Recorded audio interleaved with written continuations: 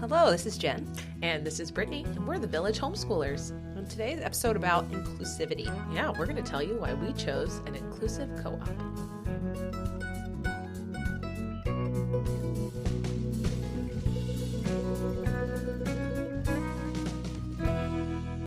Welcome to the Village. We are excited to have you here today. We're going to talk about, it sounds like a buzzword. It sounds like when we throw out inclusion or inclusivity that we're talking about something like trendy, but we're actually not. Yeah, but we wanted to title this maybe non-exclusionary because when you say inclusive, it kind of has connotations. Right, and depending on what circles you're in, kind of depends on what it means. But yes, we are different people from different backgrounds, as are all of the families that are in our co-op. And all of us, despite that and all those differences, we chose a co-op that was non-exclusionary, meaning we try to have as few barriers to joining as possible. And that's an interesting choice for some people. It's a really interesting choice for a lot of homeschoolers. Yeah, so what is inclusion to us? For us, it's just like we don't care, if you have your kids have disabilities, we don't care if you're religious or non-religious, we don't care what color you are, we don't care what religion you are. You can join us. Right. We don't care what your financial situation is. We want everybody to feel like they have a place in our co-op if they choose to be there.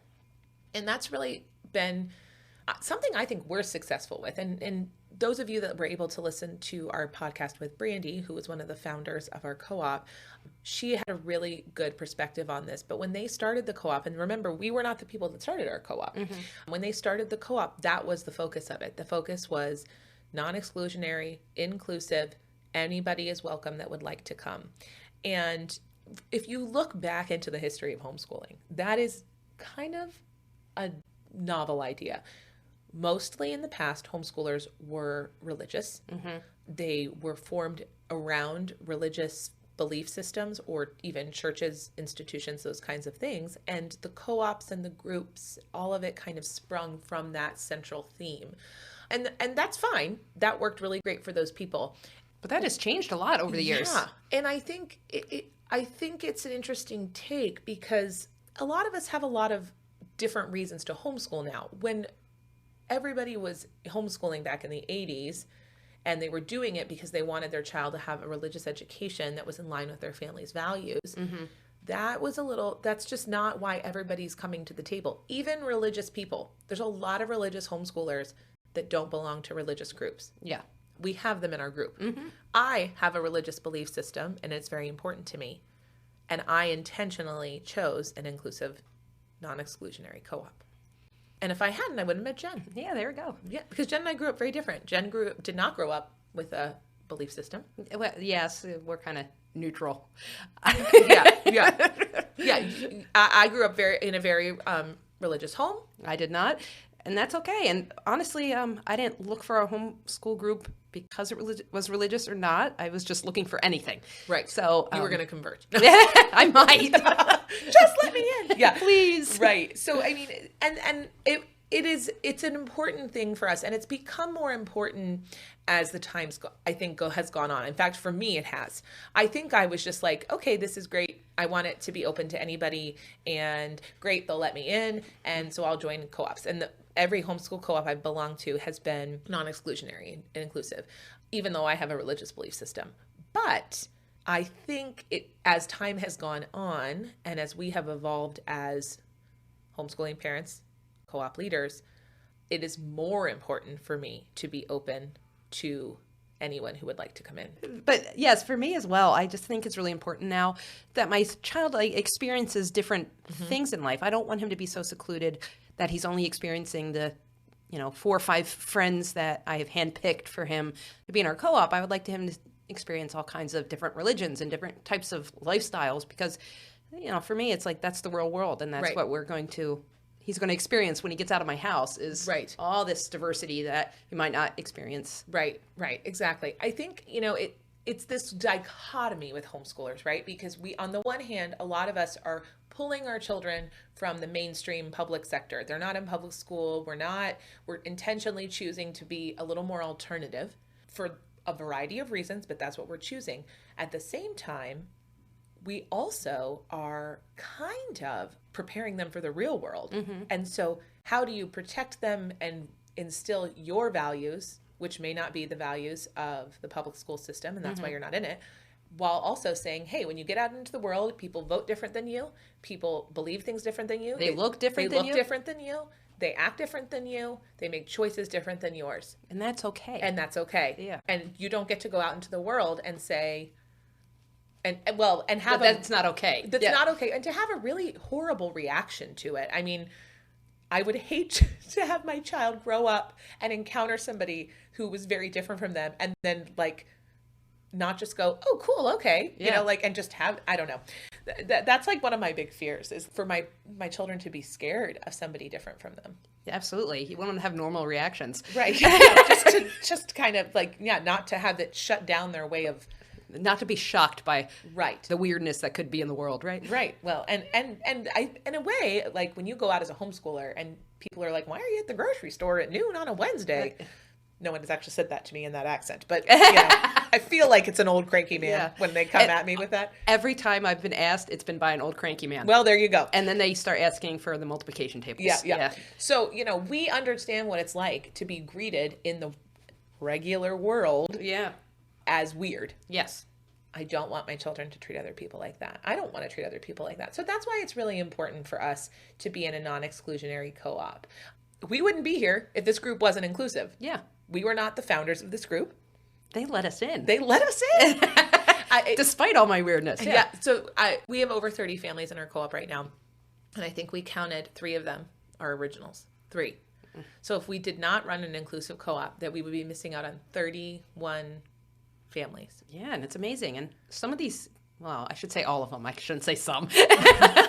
They're wonderful. We love them. And we're so happy they're with us. And it's all, we have just started about a month ago, our new session of our next session, winter, spring co-op. And it's super fun when we have new people and like, we're able to say after, oh my gosh, I'm so glad they're here with us. Like they were so great. It's so awesome. Oh, and then you hear like, they're going to go have a play date with somebody else. And they're going to go come to, you know, we're all going to go ice skating. And that's really enriching and empowering. And every time we allow this environment to expand and grow, we allow our children's lives to expand and grow. Their social circles, their experiences. It's really great. New friends for us and them. Yes, exactly.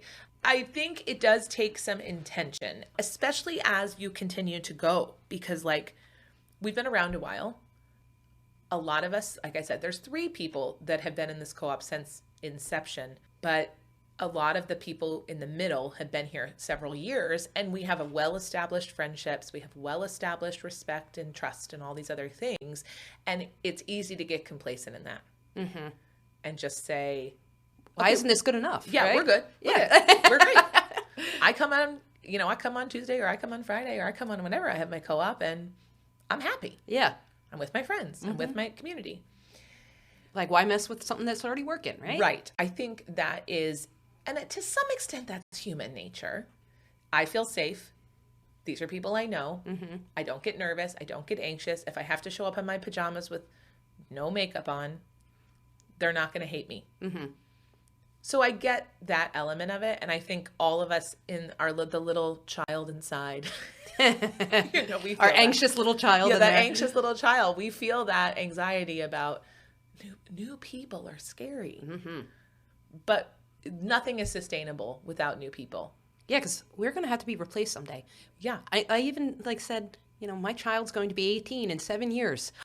So I was like, I'm going to need new material. Right. Yeah. We will not be. Yeah. Well, that's the thing. We're not going to run this co-op forever and ever. I mean, we joke about our grandkids being in it someday, but... And I will be homeschooling them. No, I'm kidding. Yeah. I'll be too tired by then. I doubt it. Yeah. I mean, it'd be great for our grandkids to be in it, but then my children will be running it, not me. Yeah. Hopefully. or somebody else, and my kids will just be members. Yeah. No, but like, other people have to do things in the co-op. Even though we're the leaders and there's 3 of us, there's also a million other jobs that have to get done. Yeah. And there have been times when we are trying to come up with like a class schedule and we're like, there's literally not enough people to teach classes. Yeah. But there's people on our waiting list who are like, I'm a musician. Yeah.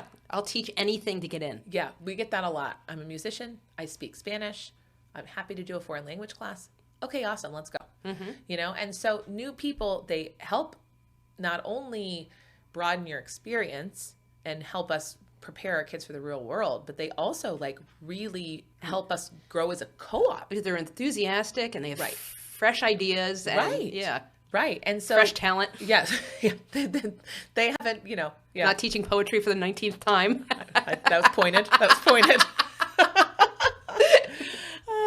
Yeah, and I have some, and everyone knows that anyone who's in our co-op and has approached me about this is now rolling their eyes, I'm sure, listening to this, because when you even start down the, oh, new people are scary path, I tend to read you the riot act, you know, and get up on my high horse about why we need new people. I mean, Jen's heard me talk about this 1.5 million times, but I don't see how we sustain what we're doing.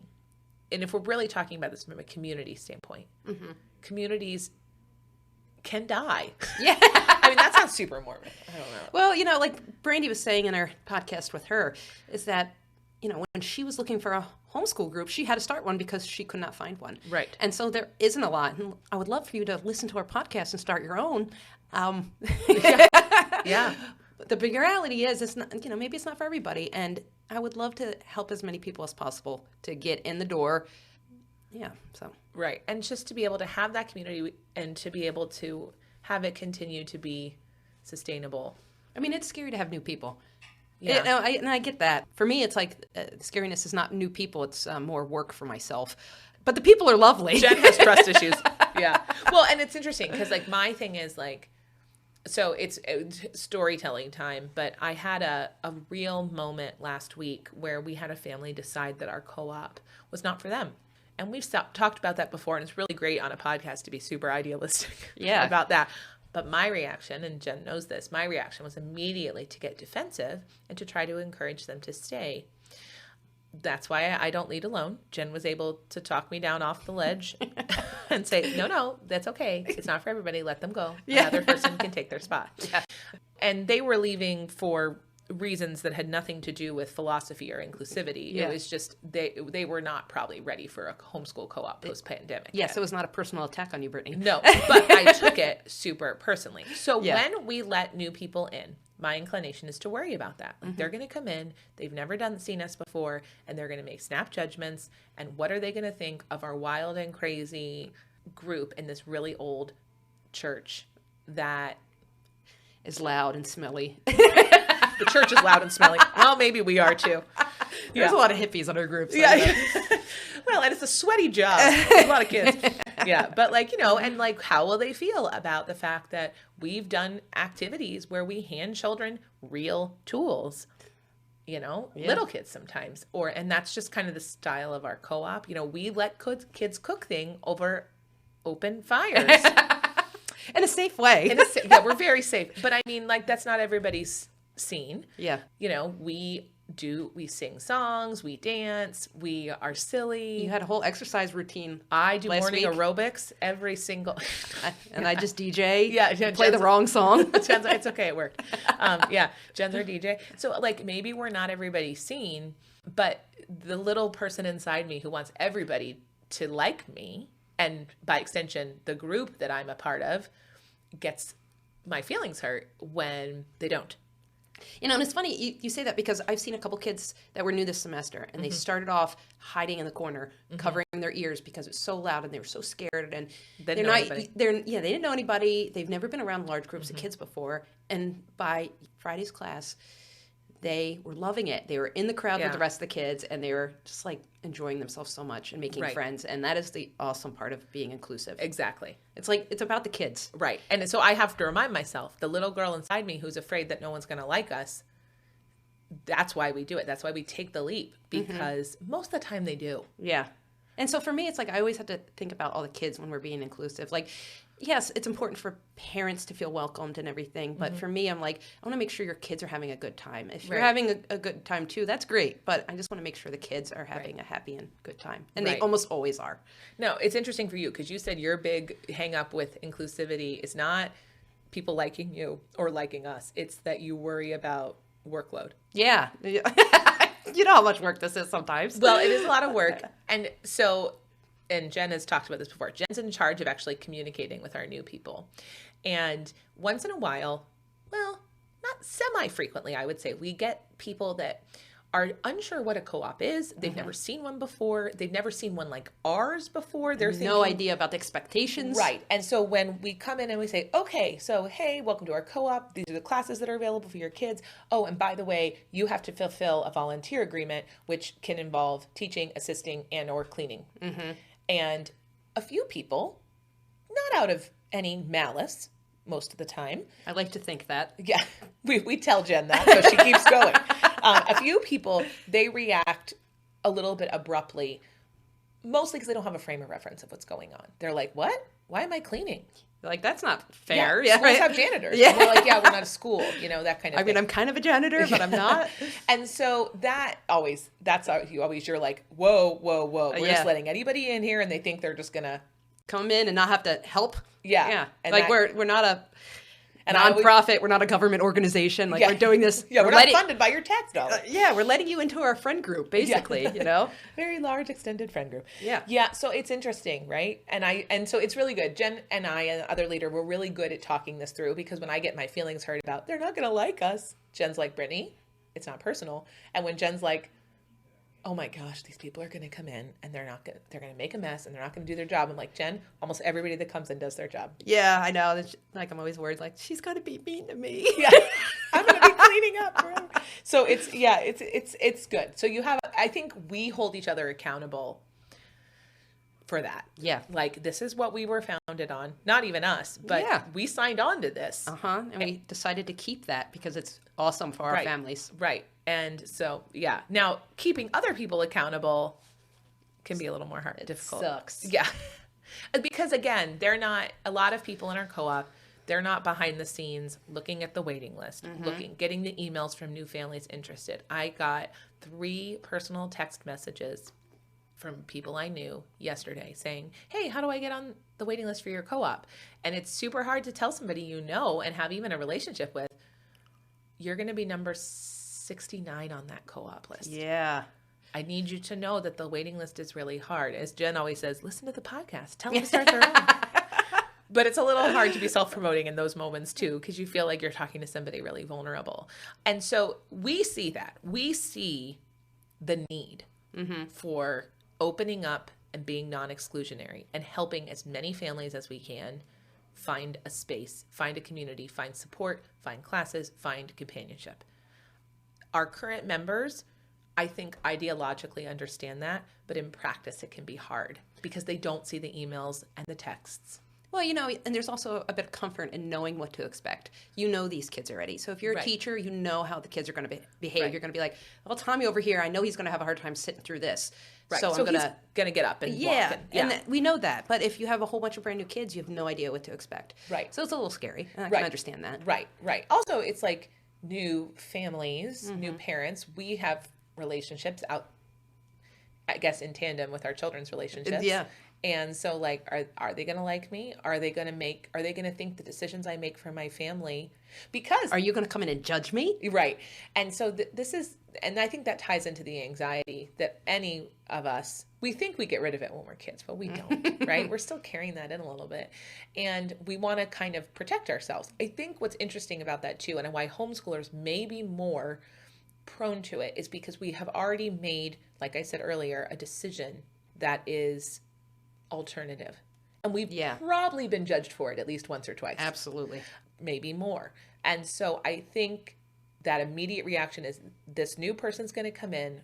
What are they going to think of my kids, who may be the barefoot running around crazy kids, or a child who's nonverbal, or a child who has twitches or, some sensory things. Or like a boy wearing a dress. Like, it doesn't, like, who cares, right? They immediately get their back up. Like, they're going to judge me for my family's decisions. We actually have had a few people say, well, are these people safe to let in? Yeah. And they don't mean, are they criminals? That's not what they're asking us. Sometimes they ask us that. But who knows? You don't know my background. That's Jen. Yeah. I mean, but most of the time they're just saying, like, are they going to come in and be okay with letting everybody make different decisions for their families? Yes. So I do think naturally you tend to be a little cliquey with your friends, or just you tend to group with people you get along with, right? So, I don't want to, like my husband put it really great when he said, people let us into this co-op, right? And we don't want to slam the door behind us. That's a great, well done, Jen's I husband. know, he's like a savant sometimes, like an idiot savant, but like a savant. We love him. Yeah, but exactly. Someone opened the door for us. Why would we slam it behind us? Yeah, exactly. And I just thought that was so well written that I took note on that. Yes. Well, and here's the thing. We're big, like, we want everybody to be able to homeschool if that's what they choose. We want them to have this support. And we know that if you are isolated, if you are doing this alone, your rate of success is going to kind of plummet. Yeah. And it's so nice to have support and know that we're all like kind of working together. The same goal. We all are working towards the same thing. We all want to be in this co-op together so our kids can make friends. So we can maybe learn something. Right. So we can make friends. Like, we're all in this together. Like, we need to have the commonality of, everybody wants the same thing for their family, right? Or as far as feeling accepted and wanted, and and I know what it's like to be in a group that you just don't feel like you're welcomed, and it sucks being that person. So I try to go out of my way to make sure everybody feels like, hey, come join us, I want you here. Well, and I like to tell even my oldest, I'll be like, hey, did you see there's another child over there your age, maybe they'd like to come and have lunch with you. And our kids are really great, like, absolutely there. We're role modeling the behavior by having this open door policy. And so then when we say to them, hey, why don't you go over there and invite, Susie to come over here and have lunch with you guys and draw, that's what you're doing, right? All of our kids are like, yeah, that's awesome. Yeah. Like, and I don't even have to say it to my kids anymore. I can go to somebody else's kids and say, do you see that little girl over there? She might like to come play what you're playing. Oh, okay. And they'll go get her. Absolutely. And so almost all the kids are so good about doing that. Right. And I think that's because we made a decision. Well, we didn't even make it.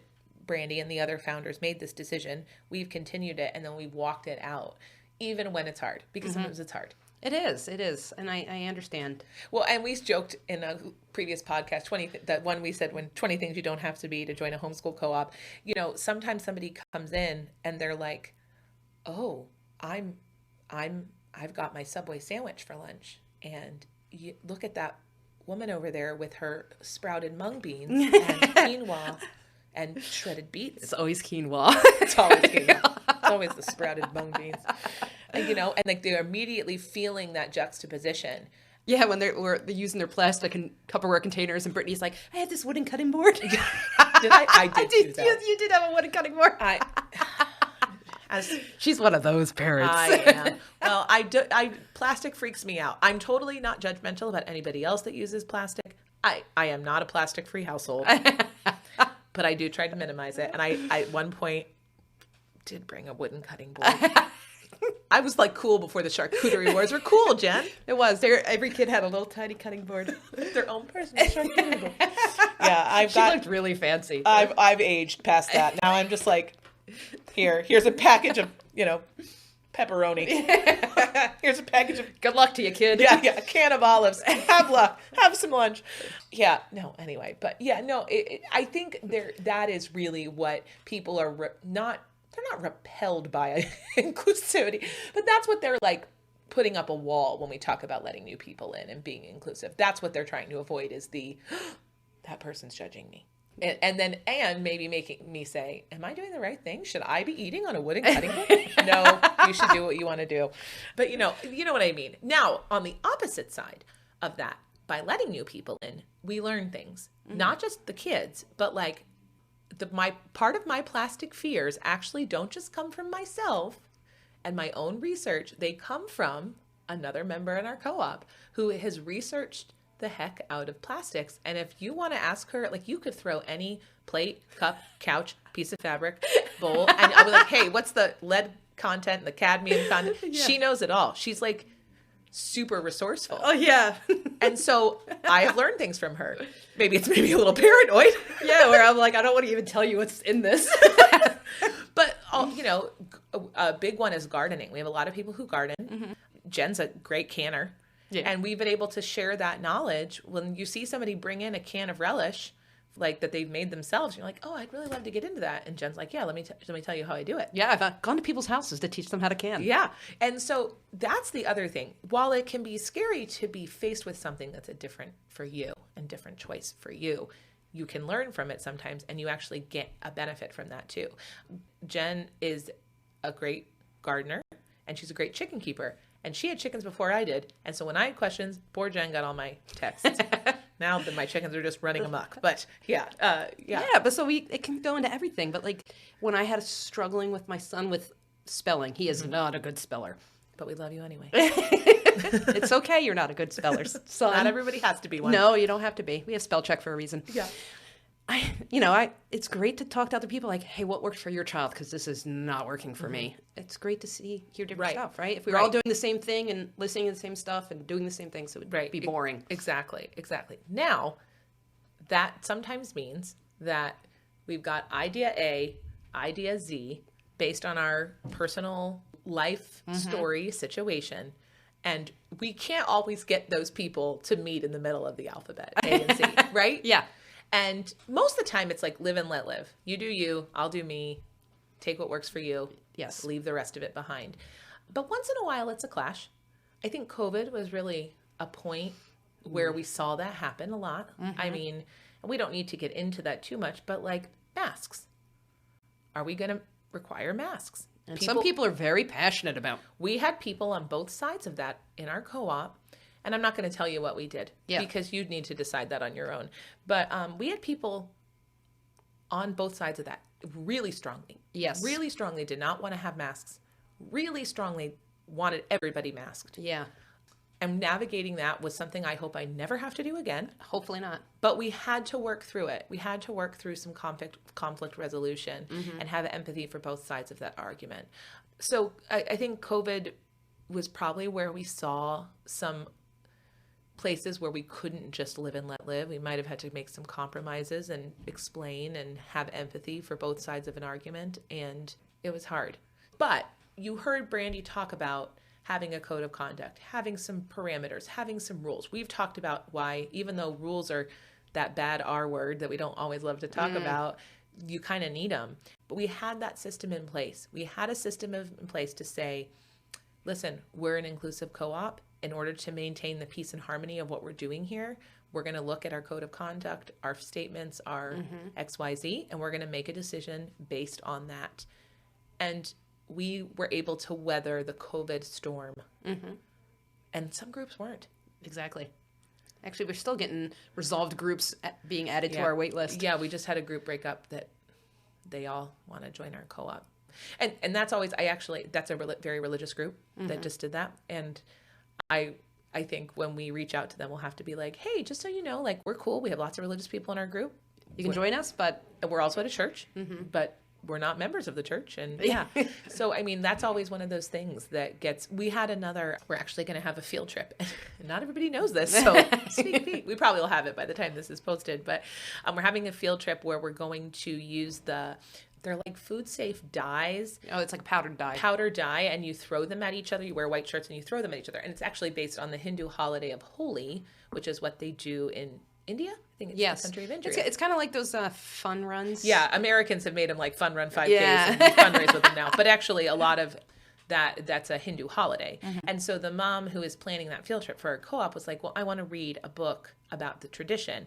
We're not proselytizing here. Yeah. I don't think we actually have a Hindu family in our co-op. No. Though you would be welcome.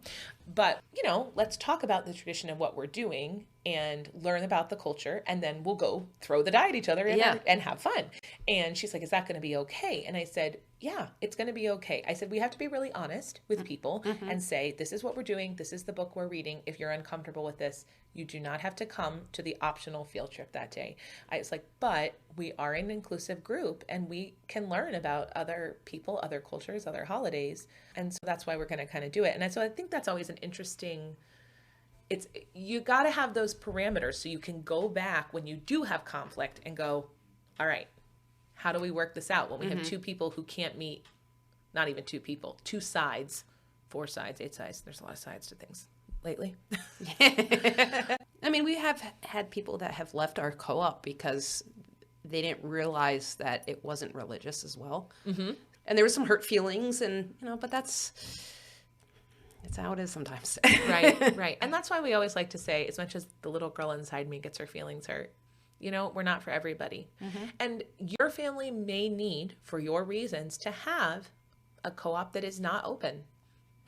Maybe on religious reasons, maybe on, we don't do good in big groups, and we just want 3 families, and we've got 3 families, so we're closed. Yeah. There's a lot of reasons people choose the group, the homeschool group dynamic the way they do, and we're not here to judge that. Mm-hmm. We just want to say why we chose this group and why we've continued it in this path, even when we've had to have the difficult conversations with people who are like, why are we letting new people in again? Yeah. Aren't we good enough, right? Yeah. Yeah, it's tough. People get very strong feelings about letting in new people, and it's not, I don't think anybody's doing it because they don't like new people. No. In theory. Right. Yeah. Right.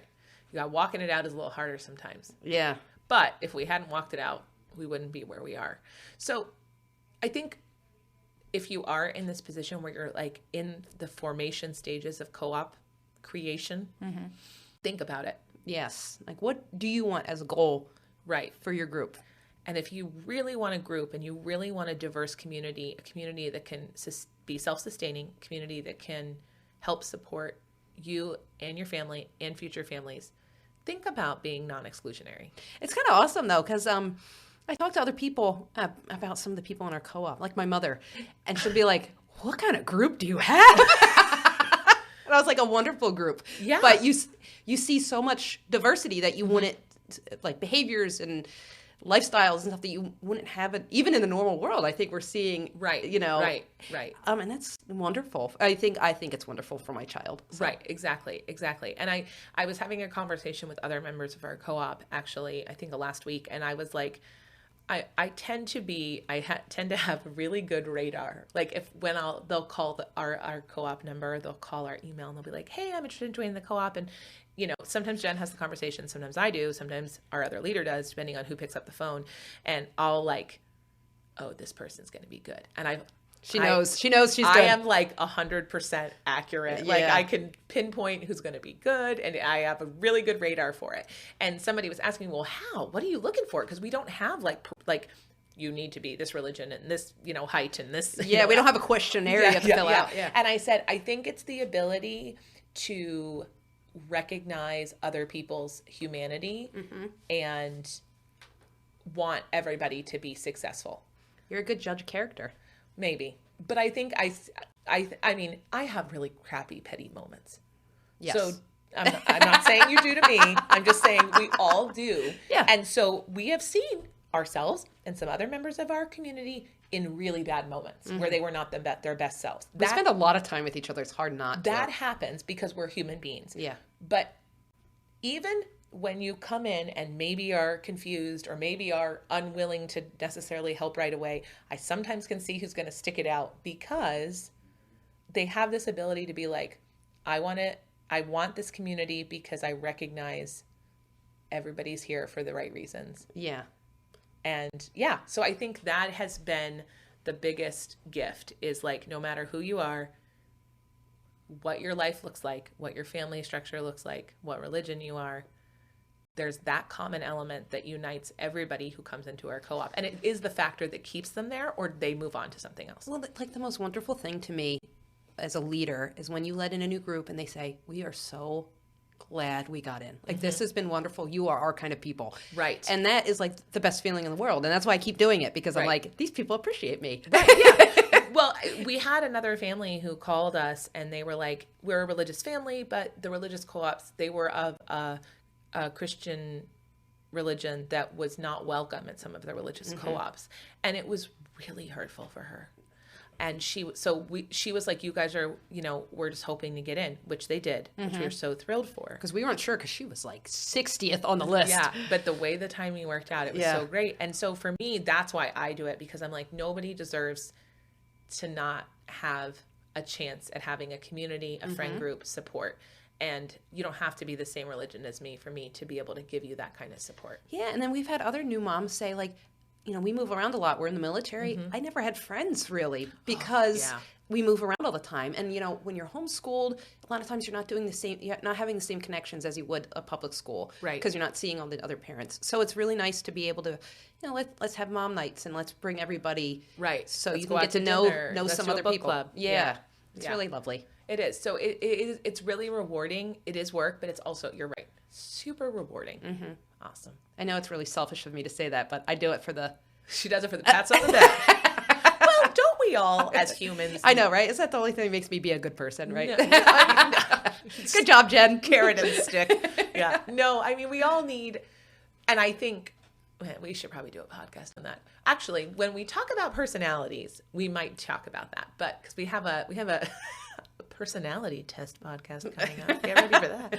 But we need to talk about the fact that some people need to hear it. And as the adults in a homeschooling family, I think a lot of times we don't hear it. I think a lot of times we don't hear thank you. Yeah. Because our kids are kids. And they're just like, you're my mom. You feed me. You're my dad. You teach me, algebra. Like, that's what you do. Like, thanks, mom and dad. And I don't think they're really ever saying thanks. And so sometimes we need that. Yeah, absolutely. I mean, we were kind of talking about that with Brandy about, it's hard because a lot of times it's just really easy to criticize people in our position. I wanted to say in power, but well, it is, and I do frequently. People in power here. Yeah, power correct. Yeah. No, but it's easy to criticize. Yeah. The adults in the room, the people making the decisions when you're outside of that and you're not making the tough calls. So to have the pats on the back, have the thank yous, this has really given my family a lot, is why we do it, and why I think we'll keep doing it. Even when sometimes it's hard and there's conflict resolution and there's those A and Z people and yeah. Thank you so much for chatting with us today about inclusion and running a non-exclusionary co-op. We'd love to hear from you and the kind of co-op you run, why you chose that, or maybe when you just joined a co-op and you're like, I chose it for this reasons. Please let us know. You can find us on YouTube. You can find us on Instagram. You can find us on Facebook. And you can find us at our email at thevillagehomeschoolers@gmail.com. We'd love to chat with you, and we'll see you next week. All right.